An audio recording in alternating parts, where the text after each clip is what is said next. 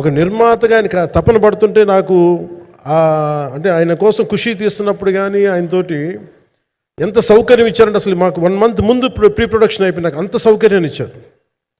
నేను కంపోజ్ చేసిన action sequences కానీ ఫైట్స్ కానీ ఖుషీకి నాకు ఆల్రెడీ ఒక 1 month 1.5 month థియేటర్ నాకు ఇచ్చేసి మన సురేష్ ఎఫెక్ట్స్ థియేటర్ మొత్తం ఇచ్చి నాకు అంత లగ్జరీ ఇచ్చిన వ్యక్తి ఆయన నలిగిపోతుంటే నాకు నిజంగా చాలా బాధేస్తుంది.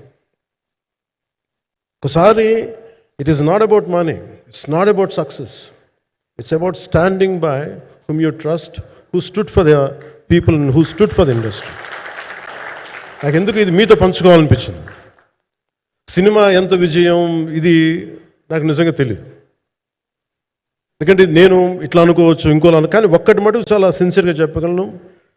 Krish came out with very good concept, చాలా హై కాన్సెప్ట్ పట్టుకొచ్చారు. కొంత వ్యక్తిగత కారణాలు కొన్ని ప్రొఫెషనల్ కారణాలు ఆయన ప్రాజెక్టుకి బయటికి వెళ్ళినా కానీ దీన్ని ఫౌండేషనల్ వర్క్ చేసిన క్రిష్ గారికి మనస్ఫూర్తిగా నా హృదయపూర్వక ధన్యవాదాలు తెలియజేస్తాను మా అందరి తరఫున.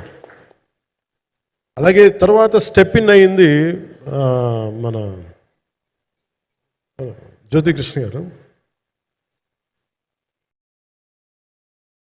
ఖుషి సినిమా చేస్తున్నప్పుడు అప్పుడే లండన్ ఈ ఫిల్మ్ మేకింగ్ కోర్స్ చేసి మన డైరెక్షన్లో ఇన్స్టిట్యూట్ అంతేనా డైరెక్షన్ కదా ఫిల్మ్ మేకింగ్ కోర్స్ చేసి అప్పుడే గ్రాడ్యుయేట్ అయ్యి వచ్చి అప్పటి నుంచి ఉన్నప్పుడు బట్ యాక్చువల్ తనతో మాట్లాడుతుంటే మోస్ట్ సెన్సిబుల్ డైరెక్టర్ అనిపించారు.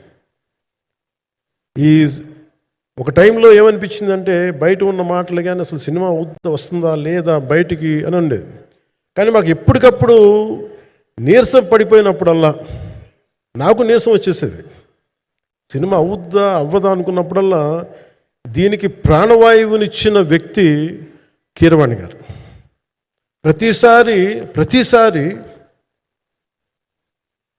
వర్క్ చేసి నేను ఎందుకంటే సినిమా చివరిదాకా నేను నమ్మను. ఎప్పుడు నేను ఒక సినిమాని నేనేం నమ్ముతాను చిన్నప్పటి నుంచి వెరీ ఫార్మేటివ్ ఇయర్స్లో నుంచి కూడా ఒక మంచి సినిమా గురించి నువ్వు మాట్లాడక్కర్లా, రిలీజ్ అయితే బాగలేకపోతే ఎలాగ మాట్లాడక్కర్లా.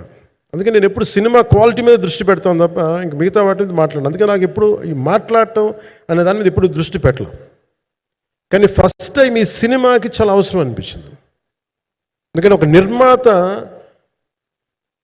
నిర్మాతలు కనుమరుగవుతున్న ఈ సమయంలో ఒక బలమైన సినిమా తీసి ఒడిదుడుకుల్ని తట్టుకోగలిగి ఒక నిర్మాత కనుమరుగవ్వకూడదు.